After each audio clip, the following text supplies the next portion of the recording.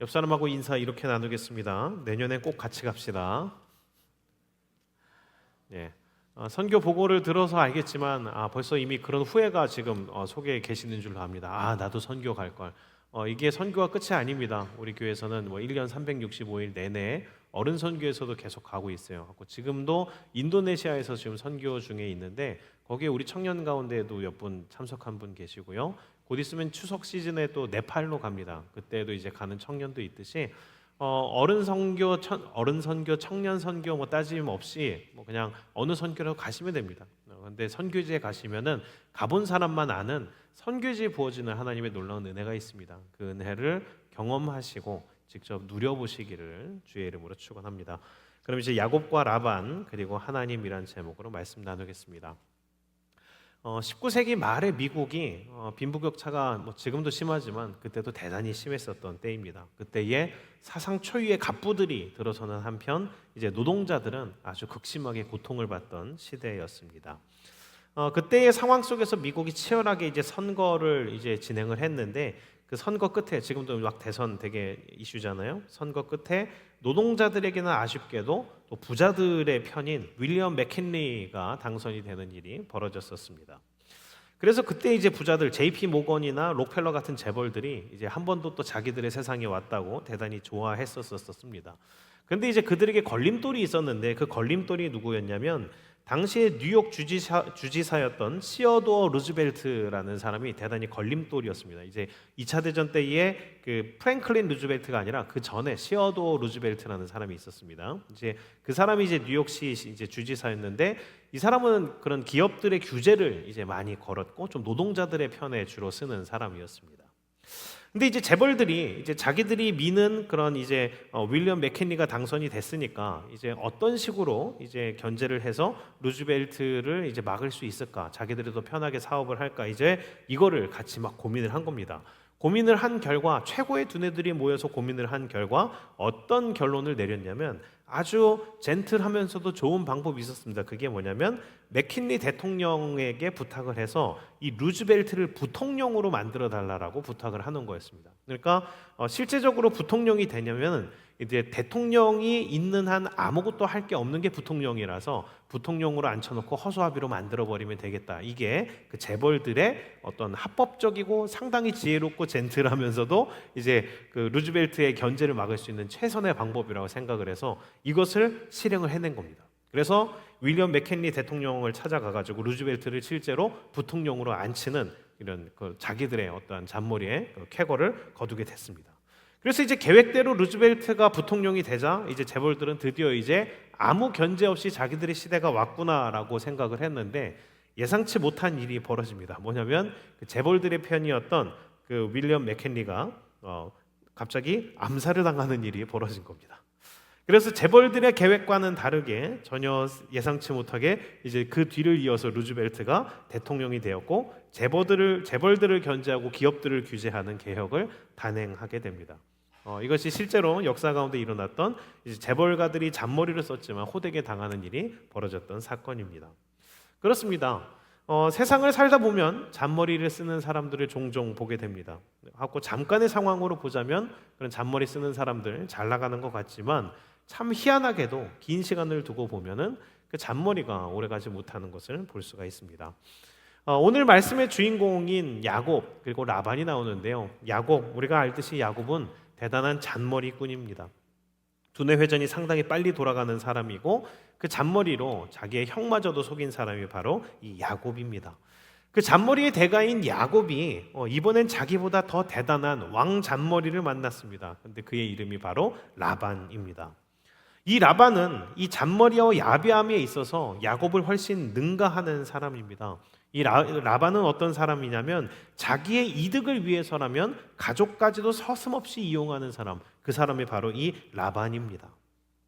야곱은 뛰는 놈 위에 나는 놈이 있다고 어디서 당할 만한 인물이 아닌데도 불구하고 이 삼촌이자 장인, 자기의 어떤 가족과 같은 사람인데도 불구하고 이 대단한 왕잔머리를 만나서 아주 고생을 하게 되었습니다.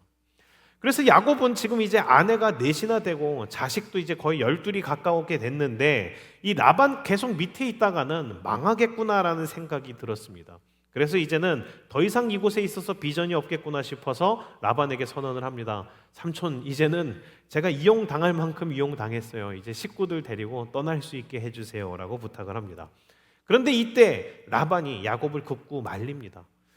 이때 라반이 야곱을 말렸던 이유는 단순히 야곱의 노동력이 탐나서가 아니었습니다. 무엇이었냐면 희한하게도 야곱이 같이 있은 이후로부터 너무 재산이 잘 늘어나는 거예요. 집안이 잘 돌아가고 가축들이 새끼도 잘 낳고 뭔가 이 야곱에게 뭔가가 있긴 있구나라는 생각이 든 겁니다. 이 전과 자기는 같은데 야곱이 온 뒤로 이렇게 재산이 잘 늘어나는 거 보니 아마도 그 야곱이 믿는 그 하나님이 정말로 야곱을 축복하셨구나, 이것을 알 수가 있었던 겁니다. 그래서 라반은 야곱이 계속 자기 곁에 머물도록 야곱을 설득합니다. 근데 지금까지 미안했어. 품삯을 잘 챙겨줄 테니까 제발 내 곁에 남아줘, 이러는 겁니다. 야곱도 머리가 빨리 돌아가는 사람입니다. 이제 라반이 품삯을 정하면은 분명히 이제 또 다른 방식을 사용해서 그 품삯을 속이고 빼앗을 것이 계산이 되는 거예요. 예를 들면 이런 거죠. 월급 한 1,000만 원 줄게, 많이 줄게 한 다음에 지각비, 텐트 대여비, 전기세, 수도세, 무슨 세 같은 거 다 해가지고 차 떼고 포 떼고 이제 월급을 제대로 안 줄 거라는 게 예상이 되는 겁니다.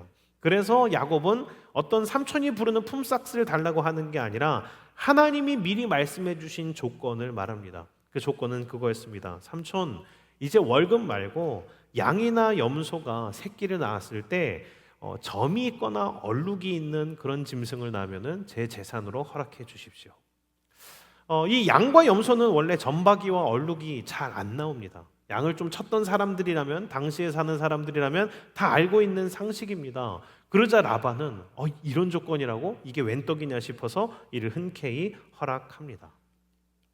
약속을 한 이후 라반의 행동을 보자면 역시 라반이 보통 사람이 아닙니다. 이제 라반의 잔인함과 간사함이 돋보이는 건데, 야곱이 그 약속을 하자마자 라반은 어떻게 하냐면 이렇게 합니다. 야곱이 건 그 조건에 해당되는 짐승들이 나오지 않도록 자기의 목장으로 달려가서 얼룩이와 점박이 모두를 걸러냅니다. 그리고 걸러내고 자기 자식들한테 맡긴 다음에 혹시라도 동물들이 또 섞일까 싶어서 3일 길 떨어져라.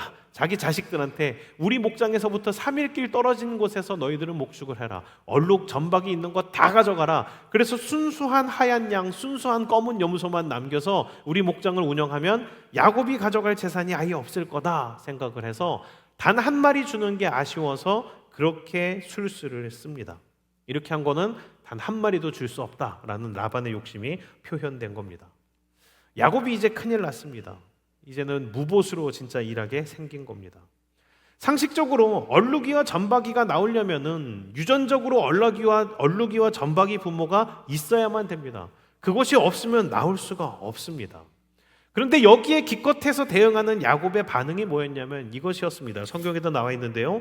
버드나무, 살구나무, 신풍나무 가지를 꺾어가지고 껍질을 벗깁니다. 그래서 나뭇가지를 얼룩덜룩하게 만든 다음에 양이나 염소가 물을 마실 때 그 앞에 꽂아두는 겁니다. 그렇게 해서 양이나 염소가 얼룩덜룩한 것을 보면서 물을 마시도록 했는데 이게 효과가 있을까요? 없습니다. 야곱은 나름대로 잔머리를 쓰지만 라반에게 상대가 안 됩니다. 별로 합리적이지도 않고 신통치도 않습니다. 라반은 그런 유전적인 그런 상황들을 너무나 잘 알고 있어요. 얼룩 점박이가 없으면 얼룩 점박이 양이 염소가 안 나온다는 것을 알고 있어요. 근데 야곱이 여기서 기껏 할 수 있는 것은 나뭇가지 깎아가지고 양들에게 보여주고 흔드는 정도입니다. 전혀 되지가 않습니다. 그러나 그 똑똑한 라반도, 그 대단한 잔머리도 전혀 계산하지 못한 게 있었습니다. 그게 뭐냐면 하나님입니다. 하나님께서 라반의 행위를 안 좋게 보셨고 야곱을 긍휼히 여기셨습니다. 하나님이 라반과 야곱 사이에 이제 간섭하기 시작합니다. 라반은 가진 수를 다 썼는데 야곱과 라반이 계약한 이후로 나오는 가축들이 마치 누가 일부러 그러는 듯이 튼튼하고 건강한 새끼들은 야곱의 것이게 되고 비실비실하고 연약하고 빈약한 새끼들은 라반의 것이 되었습니다. 라반이 어떻게 계약 조건을 바꾸든 상관없이 항상 야곱이 좋은 쪽으로 결과가 나왔던 것입니다. 고린도전서 1장 25절에 이렇게 말씀하고 있습니다. 하나님의 어리석음이 사람보다 지혜롭고 하나님의 약하심이 사람보다 강하니라. 아멘. 진정으로 지혜로운 것이란 무엇일까요? 정말로 머리를 잘 쓴다는 것은 무엇일까요? 가끔 보면 자신이 조금 머리를 잘 굴린다는 것을 그런 자신해서 자기의 생각, 자기의 판단, 자기만의 노하우로 인생을 모든 것을 다 하려는 사람들을 봅니다. 근데 그렇게 살잖아요? 그러면 그러한 사람들은 딱 자기 수준만큼만 살게 됩니다. 그러다가 자기 수준의 이상의 것을 욕심내다가 어려운 일을 겪게 되는 것을 종종 보게 됩니다. 그러나 자기의 부족함을 알고 크신 하나님을 알아 그 하나님의 능력과 은혜, 그리고 주변에 주어진 사람들이 자기의 은혜로서 주어진 사람들임을 알아 사람 귀한 줄 알고 하나님 무서운 줄 알고 나에게 주신 은혜가 무엇인지를 감사함으로 얻는 사람들은 자기 수준대로 사는 게 아니라 은혜로 살게 됩니다. 저는 여러분들이 진정으로 은혜를 알아 지혜롭게 사는 여러분들 되시길 주의 이름으로 축원합니다. 우리의 삶 가운데 우리가 꼼수를 쓰지 말아야 될 중요한 이유가 있습니다. 우리의 삶 가운데 잔머리 쓰고 꼼수를 쓰지 말아야 될 가장 중요한 이유는, 그 가장 큰 이유는 이것입니다. 뭐냐면 하나님의 은혜가 들어올 자리를 우리의 꼼수가 채우기 때문입니다. 우리가 하나님의 은혜를 받으려면 우리의 자리를 비워놓아야 되는데 그 하나님이 은혜로 간섭할 그 자리마저도 우리의 꼼수로 다 채워버리니까 하나님이 간섭하실 수가 없는 겁니다. 은혜를 부어주고 싶지만 부어줄 자리가 없어지는 겁니다. 이 야곱과 라반의 경우만 해도 그렇습니다. 하나님께서 야곱을 통해서 라반에게 풍성히 재산을 부어주셨습니다. 어떻게 됐나요? 야곱에게만 주어진 게 아니라 야곱을 통해 라반에게 풍성한 은혜가 주어졌어요. 만약에 라반이 값을 속이지 않고 야곱과 함께 나누는 것에 치중을 했다면, 풍성히 그 마음을 넉놓아 야곱과 함께 누리며 살았다면 아마 하나님께서는 더한 축복과 은혜로 라반과 야곱을 더욱더 거하게 채워주셨을 겁니다. 그런데 라반이 선택했던 건 그겁니다. 가족과 등을 지면서까지 치사하고 그런 쪼잔해 보일지라도 어떻게든 재산을 뺏기지 않겠다고 하는 거예요. 그래서 어떻게 됩니까? 야곱과 라반의 대결 구도가 되죠. 그 가운데 하나님은 라반의 편에 서야 되냐, 야곱의 편에 서야 되냐, 이것을 선택해야 되는 상황을 라반이 직접 만들어버린 겁니다. 그러니까 어떻게 됩니까? 라반은 이제 시간이 지나면 지날수록 하나님의 간섭으로 야곱에게 재산을 빼앗기게 되었다라는 겁니다. 라반은 그렇습니다.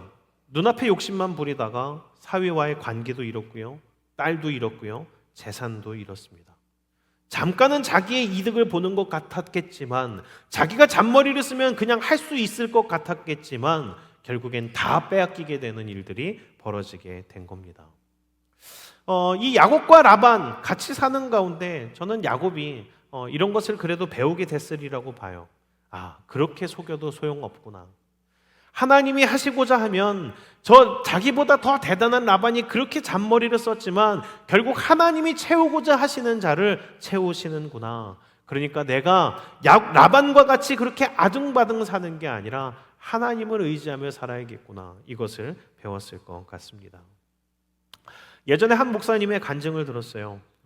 그분이 자기의 교회를 다니는 한 집사님의 간증을 이제 듣고 그것이 은혜로워서 나누게 된 이야기인데 이러한 내용입니다. 자기 교인 중 갈비탕 집을 하는 한 분이 있답니다. 근데 그분의 신조가 있어요. 그게 뭐냐면 예수님께 갈비탕을 대접하는 마음으로 갈비탕을 만들자였답니다. 그래서 좋은 재료로 정직하게 갈비탕을 계속해서 끓여서 팔았었습니다. 그래서 사람들이 그렇게 들끓지는 않아도 제법 꾸준히 장사가 되는 그런 집이었어요. 그런데 어느 날 장사하다가 아침에 재료를 받았는데 정육점에서 안 좋은 소고기가 온 거예요. 딱 봐도 안 좋아요. 자기가 늘 주문하던 그 소고기의 질이 아니었어요. 그래서 그 정육점 주인에게 전화해서 물어봤더니 다른 집에 가야 될 재료가 거기에 왔다고, 죄송하지만 오늘만 그걸로 대충 때우시면 된다고. 국물 맛을 내기 위해서는 쓰는 그런 조미료들이 있으니까 프리마 같은 거 타고 딴 걸 하면 되니까 그 정도는 그 음식점 주인인 당신도 아실 테니까 그렇게 해서 오늘만 대충 고기 싸게 쓰시자고 이렇게 설득을 하는 겁니다. 그 순간 그 갈비탕집 주인 집사님이 갈등이 됐답니다. 이 고기로 우려내면 분명 전보다 맛이 떨어질 텐데, 그러면은 조미료를 섞고 다른 걸 섞어서 좀 속여서 이 맛을 내야 될 텐데, 그렇다고 이거를 그냥 양보하고 그냥 오늘 하루를 이제 그 장사를 안 해버리면 뭐 손해가 좀 크고 손님들이 혹시나 또 갑자기 안 열었다고 이 손님과의 약속을 안 지켰다고 손님이 떨어져 나가는 건 아닐까, 이런 걱정들이 많이 됐어요. 그런데 수많은 고민을 하다가 이 집사님이 이렇게 결정했답니다. 뭐냐면 예수님한테 내가 할 수 있는 최선으로 갈비탕을 끓여드리기로 했는데 예수님을 속일 수 없다. 예수님께 아무거나 드릴 수는 없다. 그래서 이 장사하시는 분이 결단을 했답니다. 그날 문을 닫고 이렇게 써붙였어요. 죄송합니다. 오늘은 고기 재료가 안 좋아서 장사를 쉬겠습니다. 내일 뵙겠습니다. 잔머리 안 쓰고 손해보더라도 정직하게 장사하자는 심정으로 이것을 써붙였었던 건데 반전이 일어났습니다. 그 단골로 찾아오는 사람들이 소문이 난 겁니다. 저 집은 도대체 뭐 하는 집인데 재료 안 좋다고 쉬냐? 내가 이런 경우는 처음 봤다 하면서 주변에 이제 입소문이 난 겁니다. 야, 저 집은 장인이 하는 집이다. 장인 정신이 가득한 갈비탕 집이다. 하루 쉰 다음 날부터 묘하게도 손님들이 들끓더랍니다. 장사를 하루 쉬었더니 오히려 그 다음 날 장사를 쉰 것보다 더한 사람들이 몰려 들어와서 맛집이 되었다라는 그런 고백을 했었더랍니다. 말씀을 마치겠습니다. 자신의 잠깐의 편리함과 이득을 위해서 잔머리를 굴리는 거 지금은 괜찮아 보여도 오래 못 갑니다. 그래서 세상을 사는 좋은 지혜는 정직과 성실로 하루하루를 살아내는 겁니다. 그러나 세상을 사는 그 지혜, 정직과 성실로도 분명한 한계가 있습니다. 그 정직과 성실, 세상을 사는 지혜로는 이 세상의 안녕과 평안을 잠시 얻을지는 모르겠지만 궁극적인 삶의 승리를 가져다 주진 못합니다. 왜냐고요? 모든 인간은 죽고 결국 자신이 소유했던 그 어떤 것 하나라도 가져갈 수 없기 때문입니다. 그렇기 때문에 우리는 진정한 지혜를 깨달아야만 합니다. 그렇습니다. 세상을 사는 진정한 진리, 진정한 지혜, 그것이 무엇입니까? 그것은 바로 영원한 분이 하나님밖에 없다라는 겁니다. 그래서 세상을 살았던 가장 지혜로웠다라는 솔로몬이 전도서에서 이렇게 고백했습니다. 하나님을 경외하고 그의 명령을 지키는 것이 사람의 본분이다.